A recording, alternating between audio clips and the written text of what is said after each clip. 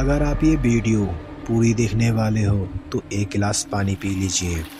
अगर आप ये वीडियो रात के बंद अंधेरे कमरे में देख रहे हो तो अपने कमरे की लाइट ऑन कर लीजिए, क्योंकि आज आपको एक ऐसी सच्ची घटना के बारे में पता चलेगा जो मेरे दोस्त के साथ हुई, जिसमें कहीं कहीं एक एक बात सही है।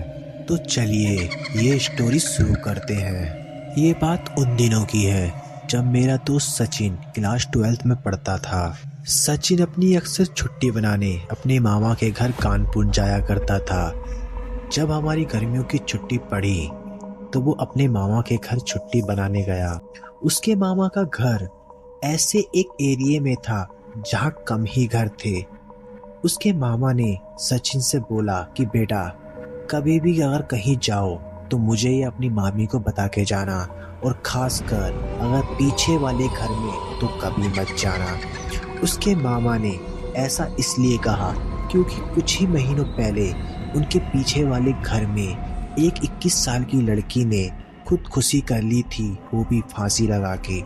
उसके बाद उस घर में कोई नहीं रहता और लोगों का कहना है कि वहाँ कुछ ऐसी अनहोनी देखने को मिली है जिसे देखकर कोई भी मनुष्य अपना आपा खो देगा, यानी वो बेहोश हो जाएगा। फिर सचिन ने एक लंबी सांस भरी और अपने मामा से बोला, ठीक है मामा जी। फिर एक दिन सचिन की गर्लफ्रेंड का कॉल आता है, करीबन रात के 12:45 के आसपास। फिर वो उससे बात करने के लिए अपनी घर की छत पर जाता है, यानी अपने मामा की घर की छत पर। और फिर बात करते करते वो छत की एक दीवार पर जाकर बैठ जाता है। कुछ देर बात करने के बाद सचिन को लगता है कि पीछे से उसकी कोई जैसे बात सुन रहा हो। फिर वो अचानक से पीछे मुड़कर देखता है तो कोई नहीं होता। फिर वो बात करते करते छत पर टहलने लगता है। काफी देर तक बात करने के बाद उसे लगता है जैसे मानो कोई उसका पीछा कर रहा हो। तो वो अचानक से मुड़कर देखता है तो पीछे कोई नहीं होता, लेकिन उसकी नज़र जमीन पे पड़ती है तो वहाँ उसे एक रुमाल पड़ा हुआ मिलता है। तो वो उसे भूलकर फिर अपनी गर्लफ्रेंड की बातों में मग्न हो जाता है। वो फिर चलता रहता है। फिर अचानक से वही रुमाल उसके आगे आ जाता है। तभी उसके दिमाग में आता है कि यार, यही रुमाल तो अभी मेरे देर पीछे था, ये अचानक से आगे कैसे आ गया। तो वो उस रुमाल के पास जाकर उस रुमाल को उठाता है। वो उठाकर देखता है कि उस रुमाल में तो खून के धब्बे लगे हुए हैं।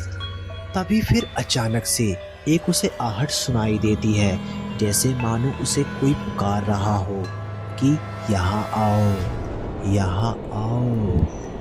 सचिन पूरी तरह डर जाता है और फिर वहाँ से भाग जाता है, लेकिन जल्दी से भागने के चक्कर में उसका फ़ोन वहीं गिर जाता है और वो फ़ोन छोड़कर चला जाता है। लेकिन अभी तक कॉल नहीं कटी थी।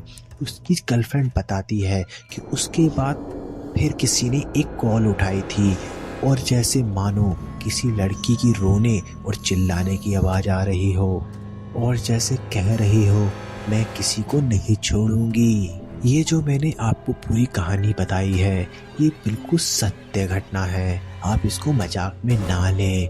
अगर आपके पास ऐसी कोई दिलचस्प या कोई मिस्टीरियस या आपके साथ घटी हुई कोई ऐसी घटना है जो भूतिया या मिस्टीरियस हो, वो आप मेरे साथ शेयर करें ताकि मैं उस पर कोई ऐसा वीडियो बना सकूं। जब तक के लिए धन्यवाद।